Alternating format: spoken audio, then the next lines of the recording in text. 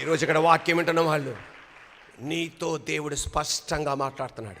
ఒక తండ్రి కొడుకుతో మాట్లాడినట్టుగా, కూతురుతో మాట్లాడినట్టుగా, ఒక తల్లి కుమారుడితో మాట్లాడినట్టుగా, ఒక తల్లి కూతురుతో మాట్లాడినట్టుగా భుజం నీ మీద చెయ్యేసి నన్ను మరుగుపరిచి యేసయ్య నీతో చెప్తున్నాడు. వెనక తిరుగుదాం అనుకుంటున్నావా? ఆత్మీయతలో వెనుక తిరుగుదాం అనుకుంటున్నావా? ఎవరెవరో చెప్పిన చెత్త సోషల్ మీడియా వాళ్ళు చెప్పిన వాటిని నమ్మేసి వెనక తిరుగుదాం అనుకుంటున్నావా?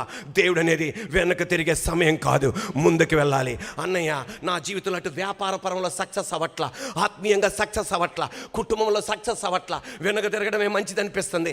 కానీ వచ్చిన కానుండి నా దేవుడు నీ ద్వారా మాట్లాడుతున్నాడు అన్నయ్య అన్న వాళ్ళు 50 మంది పైన ఇక్కడ ఉన్నారు. వాళ్ళు మాత్రమే చేతులు పైకెత్తని మీ కొరకు నేను ప్రార్థన చేస్తా.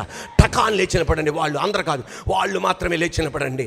యేసయ్యతో చెప్పండి, యేసయ్యా, యేసయ్యా, వెనుక తిరగడం మంచిదనిపిస్తుంది, నన్ను కరుణించయ్యా. ఆ మాట 2 చేతుల పైకి చెప్పండి గట్టిగా, యేసయ్యా నన్ను కరుణించండి.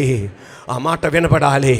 పక్కనోళ్ళు ఏమనుకున్నా పర్వాలా, యేసయ్యా నన్ను కరుణించండి. ఆ మాట వినపడాలి. అమ్మ సరిపోలా, గట్టిగా, కమాన్, గట్టిగా, యేసయ్యా నన్ను కరుణించండి. ఆ మాటను చెప్తుండగా జీవంగల దేవుడు ఇప్పుడే నీ ఇంట్లో తన అసాధారణమైన కార్యం నీ ఇంట్లో దేవుడు జరిగిస్తున్నాడు. ఆయన నా దేవుడే నీ ఇంటిని దేవుడు నిలబెట్టబోతున్నాడు. అందుకోసం ఈ వాక్యం వినడానికి దేవుడు నిన్ను ఇక్కడ నడిపించింది. వెనుక తిరగడమే మంచిది అనిపిస్తుంది.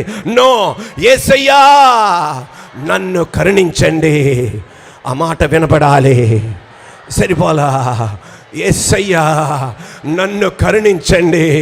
నైనా కన్నీరు కారుస్తున్న చెల్లెళ్ళ కొరకు ప్రార్థన చేస్తున్నాను, కన్నీళ్ళు కారుస్తున్న తమ్ముళ్ళ కొరకు ప్రార్థన చేస్తున్నాను, కన్నీళ్ళు కారుస్తున్న అక్కల కొరకు ప్రార్థన చేస్తున్నాను, కన్నీళ్ళు కారుస్తున్న అన్నయ్యల కొరకు ప్రార్థన చేస్తున్నాను, కన్నీళ్ళు కారుస్తున్న అంకుల్ గారు ఆంటీల కొరకు ప్రార్థన చేస్తున్నాను, కన్నీళ్ళు కారుస్తున్న అమ్మలు నాన్నగల కొరకు ప్రార్థన చేస్తున్నాను. ఎర్ర సముద్రం పాయలు చేసిన దేవా, వాళ్ళ సమస్యలు పడాపంచలు చేసి ముందడుగు వేయును గాక.